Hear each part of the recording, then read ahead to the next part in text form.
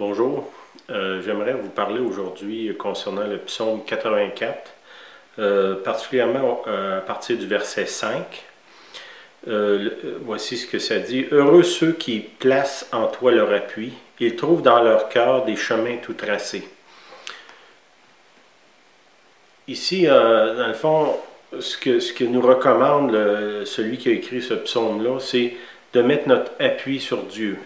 Bon, dans un autre texte, il dit « Certains s'appuient sur leurs chevaux, certains s'appuient sur d'autres choses, mais nous, on va s'appuyer sur notre Dieu. » Il rattache le bonheur au fait qu'on peut s'appuyer sur Dieu. Bon, des fois, dans le monde matérialiste qu'on vit là, on se demande, mais comment est-ce qu'on peut faire pour s'appuyer sur Dieu? Ben, ça dit dans notre texte, ça dit « Recommande ton sort à l'Éternel et il agira. Il agira en ta faveur. » Si, dans le fond, comment est-ce qu'on peut faire? On commence par notre bouche. On commence à parler à Dieu. On commence à répandre nos cœurs devant lui. On commence par lui expliquer notre situation. On sait que Dieu connaît toutes choses, ce qu'il n'y a pas vraiment besoin qu'on y explique. Mais des fois, nous, on a besoin de ventiler puis de parler. Ça que je vous encourage. Ça, c'est un chemin pour apprendre à avoir notre appui en Dieu. Dans cet appui-là, il y a la prière. Bon, la prière, c'est quoi? Je vous l'ai déjà dit, c'est une conversation avec Dieu. Une partie, c'est lui qui parle. Une partie, c'est moi qui parle. Ça fait que dans ma prière, on pourrait dire une prière balancée, ça pourrait être 50-50 ou essayer de viser ça que 50% du temps, je parle, 50% du temps, j'écoute. Ou je suis à l'écoute, ou je reste attentif à ce que Dieu veut me dire. C'est comme ça que je vais pouvoir avoir un appui sur lui, c'est en communiquant avec lui. Ils trouvent dans leur cœur des chemins tout tracés. C'est bon de savoir que les chemins qui sont déjà tracés sont là, sont dans nos cœurs, sont pas nécessairement à l'extérieur. Souvent, on cherche une solution extérieure à ce qu'on vit, puis la plupart du temps, la solution est à l'intérieur de nous. Vous savez qu'on est très prompt à blâmer les autres pour toutes sortes de choses, mais souvent la réponse, elle va se trouver à l'intérieur de nous. Puis ça dit ici, je répète ça, ils trouvent dans leur cœur, à l'intérieur de leur cœur, des chemins qui sont déjà tracés, qui sont tout tracés, sont tracés d'avance. Comment est-ce qu'on peut dire ça? Le Seigneur Jésus, quand il est venu sur la terre, il nous a dit, bon, moi je m'en vais, mais je vais vous envoyer le Saint-Esprit, puis lui, il va vous conduire dans toute la vérité. S'il est pour nous conduire dans toute la vérité, définitivement, il y a un chemin qui est déjà tracé par lui. Ce qu'on recherche, c'est ce chemin-là. Ce chemin-là va se trouver quand je vais rentrer en moi-même, puis être à l'écoute de ce que le Saint-Esprit veut dire. Au verset 6, ça dit « Lorsqu'il traverse la vallée de Baca ». Ce mot-là, Baca, ça veut dire des larmes. Quand on traverse la vallée des larmes, chacun de nous, à un moment donné ou l'autre dans notre vie, on traverse ces temps-là où est-ce que on pourrait dire c'est une vallée de larmes. La vallée, ça parle d'une place où est-ce qu'on est bas, dans les baisseurs de la vie, où est-ce qu'il y a beaucoup de larmes. Quand on traverse ce temps-là, Dieu il est là, parce que pourquoi on a cherché notre appui en lui. Faites pas comme trop de gens font, que seulement quand ça va mal, ils se mettent à prier. Développez une relation avec Dieu quand les choses vont quand même bien. Comme ça, quand vous passez dans la vallée de Baca, vous avez déjà appris à communiquer avec Dieu, à lui faire confiance, à être à l'écoute du Saint-Esprit. Puis ça dit, en continuant, il dit « les gens qui traversent la vallée de Baca, les gens qui placent leur appui en Dieu, la transforment en un lieu plein de sources. Et la pluie la couvre aussi de bénédictions. » Bon, qu'est-ce qui se passe? C'est que si on a mis notre appui sur Dieu, quand on passe dans la vallée de Baca, dans la vallée des pleurs, dans le fond, on va être capable de transformer ces temps-là dans notre vie comme des temps où est-ce qu'on va se ressourcer, on va trouver des sources. On voit dans l'Ancien Testament, dans le livre de la Genèse en particulier, on voit que les patriarches à plusieurs places ont creusé des puits dans lesquels leurs enfants ont bu après. Eux autres, on pourrait dire qu'ils ont travaillé avec peine, puis ont ouvert des places où est-ce que d'autres ont pu venir après se rassasier. Quand vous passez des temps difficiles, souvent, ça va faire de nous, en anglais, ils disent soit better or better. C'est dur à traduire, mais ça dit, c'est que ça va faire de nous quelqu'un de meilleur ou quelqu'un de amer. Bon, si vous passez des temps difficiles, c'est pas le temps de vous refermer, puis de devenir frustré, puis de devenir amer contre l'humanité, ni contre Dieu.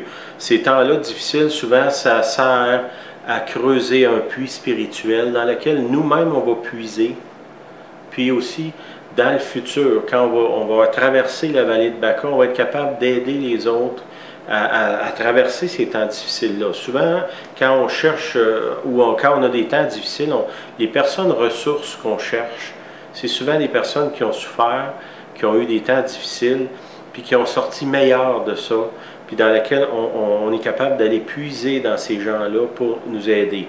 Bon, c'est bon d'aller puiser dans les autres, mais pourquoi pas nous devenir des personnes ressources pour aider les autres après avoir traversé des temps difficiles. Vous êtes dans un temps difficile, essayez de voir dans ça que Dieu est peut-être en train de former quelque chose en vous qui n'était pas là, qui va servir à vous-même, mais aussi en particulièrement à d'autres qui vont avoir besoin après. Le ministère de Dieu, c'est un service qui se fait envers les autres, puis souvent ça se fait au travers d'expériences de vie.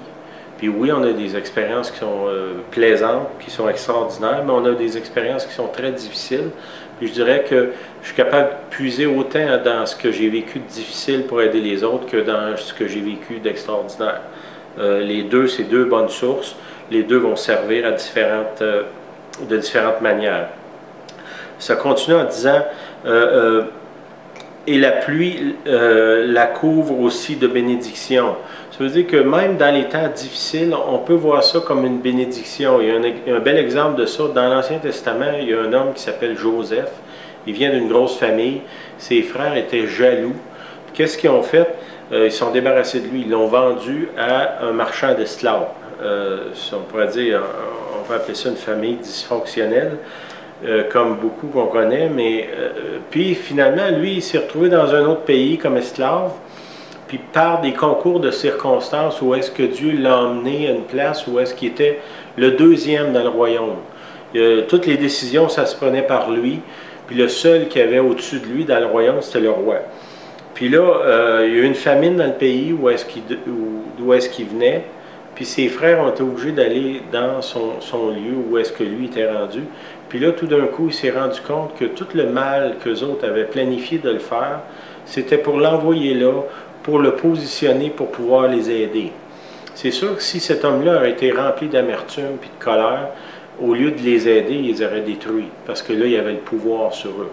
Puis la phrase qui est merveilleuse qu'il leur dit, il dit « Vous, mes frères, vous aviez planifié de me faire du mal, mais Dieu, lui, l'a changé en bien. » Puis souvent, c'est ce qui se passe, c'est que la vie ou les circonstances de la vie, des fois l'ennemi, des fois des gens malveillants autour de nous, ont planifié de nous faire du mal. Mais si on s'approche de Dieu et on se confie en lui, Dieu peut changer ce mal-là en bien, ou est-ce qu'on va devenir une source pour aider les autres. Il continue en disant, il se présente, ceux qui ont traversé la vallée de Baca et qui ont gardé une bonne attitude, ils se présentent devant Dieu à Sion. Sion, c'est la montagne où est-ce que le temple de Dieu était, où est-ce que la présence de Dieu résidait. Après avoir traversé ces temps difficiles-là, ces gens-là, ils se présentent devant Dieu. Puis ils ont un accès à Dieu qui est facile. Souvent, c'est quand on a creusé un puits spirituel dans nos temps difficiles, c'est comme si on a un accès plus facile à Dieu. Ça dit, Éternel Dieu des armées, écoute ma prière, prête l'oreille, Dieu de Jacob, toi qui es notre bouclier, vois, ô Dieu, et regarde la face de ton oint. Ceux qui ont persévéré, qui ont marché, vont pouvoir voir la face de Dieu. Ils vont pouvoir invoquer Dieu, dire, Seigneur, je veux que tu vois ma face. Je veux que tu t'approches de moi. Je veux te connaître. Je veux contempler ta gloire. Il continue au verset 10, puis je pense que là, il y a un secret pour nous. Ça dit, mieux vaut un jour dans tes parvis ou dans ta présence que 1000 ailleurs. Si vous passez des temps difficiles, il y a plus de secours pour vous dans la présence de Dieu que n'importe où ailleurs. Je vous encourage, si vous passez ces temps difficiles-là, approchez-vous de Dieu. Prenez du temps pour prier. Peut-être aller voir des frères, des sœurs. Prenez du temps avec eux. Vous n'êtes pas obligé nécessairement d'exposer toute votre vie. Simplement leur dire, j'ai besoin qu'on passe du temps de prière ensemble. J'ai besoin d'être accompagné. Je passe un temps difficile. Puis vous allez voir que un jour, dans la présence de Dieu, c'est mieux que 1000 ailleurs. Puis je dirais qu'on va puiser plus, ou on va trouver plus de solutions à nos problèmes quand on passe du temps avec Dieu que de courir partout à gauche et à droite, comme trop souvent on fait pour essayer de trouver quelqu'un qui va résoudre nos problèmes. La source ou la solution à vos problèmes, c'est définitivement Dieu. Jésus dit dans Jean au chapitre 15, il nous dit « Sans moi, vous ne pouvez rien faire ». Bien, si on comprend bien ce verset-là, c'est en lui qu'on peut arriver à tout faire ou à se sortir de nos problèmes. Ça continue en disant car l'Éternel Dieu est un soleil et un bouclier. L'Éternel donne la grâce et la gloire. Si vous avez besoin de la grâce, demandez-la. La grâce, c'est quoi? C'est une faveur qu'on ne mérite pas. Cette grâce-là, si vous en avez besoin pour traverser un temps difficile, simplement dites « Seigneur, j'ai besoin de ta grâce aujourd'hui ». Puis, qu'est-ce qui est la gloire?